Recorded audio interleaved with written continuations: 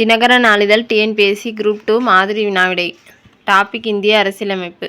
முதல் மாநகராட்சி சென்னை மாகாணத்தில் எப்போது தொடங்கப்பட்டது? Answer option A 1688. இந்தியாவில் பஞ்சாயத்து ராஜ் முறையை கொண்டு வந்ததன் முக்கிய நோக்கம் என்ன? ஆன்சர் ஆப்ஷன் சி அரசியல் அதிகாரத்தை பரவலாக்கம் செய்ய. கண்டோன்மெண்ட் வாரியத்தை பற்றி கீழ்கண்டவற்றுள் எவை சரி? இராணுவம் வரையறுக்கப்பட்ட இவ்விடத்தில் நிரந்தரமாக நிறுத்தப்பட்டிருக்கும். பாதுகாப்பு அமைச்சகத்தின் கட்டுப்பாட்டின் கீழ் இது செயல்புரிவதில்லை. இவை 3 வகைகளாக பிரிக்கப்பட்டுள்ளது. ஆன்சர் ஆப்ஷன் ஏ 1 மட்டும் சரியானது. இராணுவம் வரையறுக்கப்பட்ட இவ்விடத்தில் நிரந்தரமாக நிறுத்தப்பட்டிருக்கும். குடியரசுத் தலைவர் தான் கண்டோன்மெண்ட் வாரியத்தின் நிர்வாக அதிகாரியை நியமிக்கிறாரு. கண்டோன்மெண்ட் வாரியம் என்பது பாதுகாப்பு அமைச்சகத்தின் கட்டுப்பாட்டில் உள்ள ஒரு குடிமை நிர்வாக அமைப்பு. கண்டோன்மெண்ட் சட்டம் 2006 படி முன்னாள் அலுவலக மற்றும் பரிந்துரைக்கப்பட்ட உறுப்பினர்களை தவிர தேர்ந்தெடுக்கப்பட்ட உறுப்பினர்களை வாரியம் கொண்டுள்ளது. ஒரு வாரிய உறுப்பினரின் பதவிக்காலம் 5 ஆண்டுகள். கண்டோன்மெண்ட்டுகள் 4 வகைகளாக பிரிக்கப்பட்டுள்ளன. வகை 1 மக்கள் தொகை 50,000 தாண்டியது. வகை 2 மக்கள் தொகை 10,000 தாண்டியது ஆனால் 50,000க்கு மேல் இல்லை. வகை 3 மக்கள் தொகை 2,500 தாண்டியது ஆனால் 10,000க்கு மேல் இல்லை. வகை 4 மக்கள் தொகை 2,500க்கு மேல் இல்லை. பஞ்சாயத்து ராஜ் பற்றிய குழுக்களை அதன் தலைவருடன் பொருத்துக.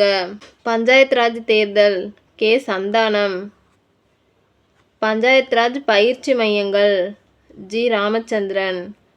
சமுதாய மேம்பாடும் பஞ்சாயத்து ராஜும் திருமதி தயா சௌபே. பஞ்சாயத்து ராஜின் புள்ளியியல் பகுப்பாய்தல் V. R. Rao. Answer option B. கிராமப்புற மற்றும் நகர்ப்புற உள்ளாட்சி தேர்தல் யாரால் நடத்தப்பட்டு கண்காணிக்கப்படுகிறது? Answer option B. மாநில தேர்தல் ஆணையம். மாவட்ட கிராம மேம்பாட்டு முகமையின் தலைவர் யார்? Answer option C. மாவட்ட ஆட்சியர். கூற்றுகளை கவனிக்க. அசோக் மேத்தா குழு, எல்.எம். சிங்வி குழு, பல்வந்த்ராய் மேத்தா குழு. மேலே கொடுக்கப்பட்டுள்ள குழுக்களை காலவரிசைப்படுத்துக. ஆன்சர் ஆப்ஷன் ஏ 3, 1 மற்றும் 2. பல்வந்த்ராய் மேத்தா குழு 1957. அசோக் மேத்தா குழு 1977. எல்.எம். சிங்வி குழு 1986. உள்ளாட்சி அமைப்புகளுக்கு தேர்தல் நடத்தும் அமைப்பு டேஷ் ஆகும். Answer option B. மாநில தேர்தல் ஆணையம்.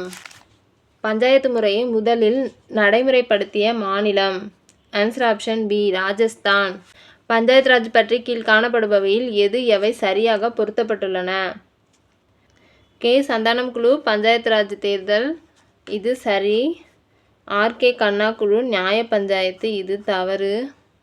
ஆர்.கே. கண்ணா குழு ஆய்வுக்குழு தணிக்கை மற்றும் பஞ்சாயத்து ராஜ் அமைப்புகளின் கணக்குகள். திருமதி தயா சௌபே குழு பஞ்சாயத்து ராஜ் நிதிநிலை இது தவறு.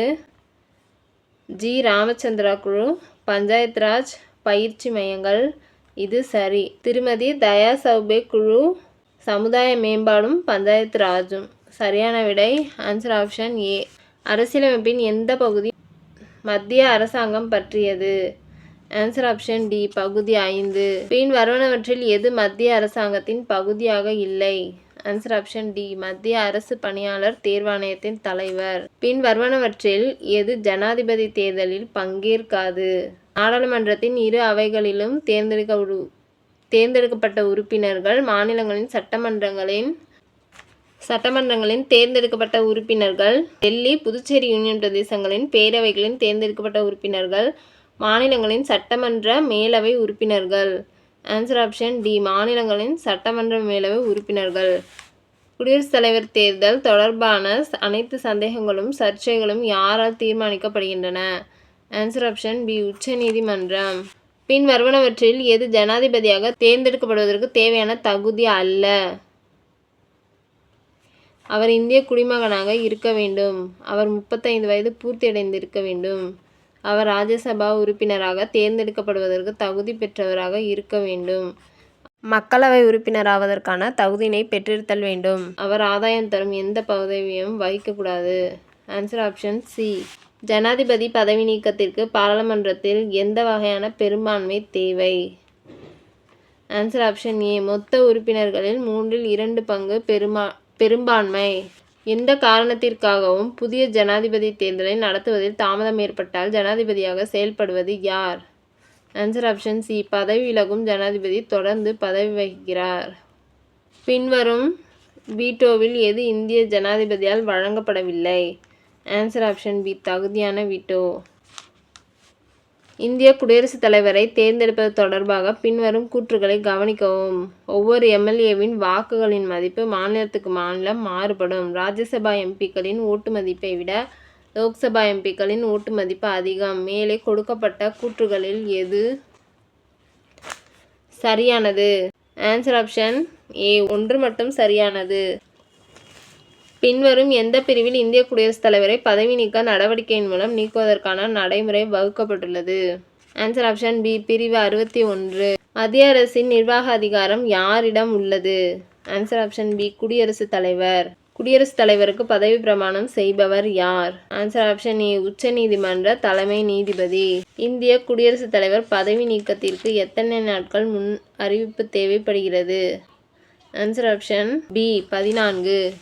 குடியரசுத் தலைவர் தனது ராஜினாமா கடிதத்தை யாரிடம் சமர்ப்பிக்க வேண்டும்? ஆன்சர் ஆப்ஷன் சி துணை குடியரசுத் தலைவர். குடியரசுத் தலைவரின் தேர்தல் பற்றி குறிப்பிடும் அரசமைப்பு பிரிவு எது? ஆன்சர் ஆப்ஷன் பி பிரிவு 54. பிரிவு 53 குடியரசுத் தலைவர் நேரடியாகவோ அல்லது அவருடைய சார்நிலை அலுவலர்கள் மூலமாகவோ நடுவண் அரசின் நிர்வாக அதிகாரங்களை செயல்படுத்துகிறார். பிரிவு 58 குறிப்பிடுவது குடியரசுத் தலைவர் ஆவதற்கான தகுதிகள். குடியரசுத் தலைவரின் பதவி பிரமாணம் பற்றிய அரசமைப்பு பிரிவு எது?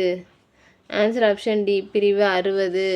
இந்திய அரசியலமைப்பு சட்டம் பின்வரும் எதில் இந்திய ஒன்றியத்தின் நிர்வாக அதிகாரங்களை வழங்குகிறது? ஆன்சர் ஆப்ஷன் பி ஜனாதிபதி. பின்வரும் அறிக்கைகளை கவனியுங்கள்.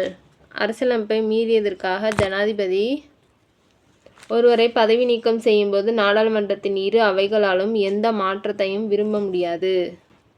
அந்த அவை மொத்த உறுப்பினர்களின் எண்ணிக்கையில் 1/4 பங்கிற்கு குறையாமல் எழுத்துப்பூர்வமாக கையொப்பமிடப்பட்ட 7 நாள் அறிவிப்புக்கு பிறகு முன்மொழிவு அடங்கிய தீர்மானம் நகர்த்தப்படுகிறது. அந்த அவை மொத்த உறுப்பினர் எண்ணிக்கையில் 3/2 பங்கிற்கு குறையாத பெரும்பான்மையால் தீர்மானம் நிறைவேற்றப்படுகிறது. கீழே கொடுக்கப்பட்டுள்ள கூற்றுகளில் எது சரியானது? ஆன்சர் ஆப்ஷன் பி 2 மட்டும்.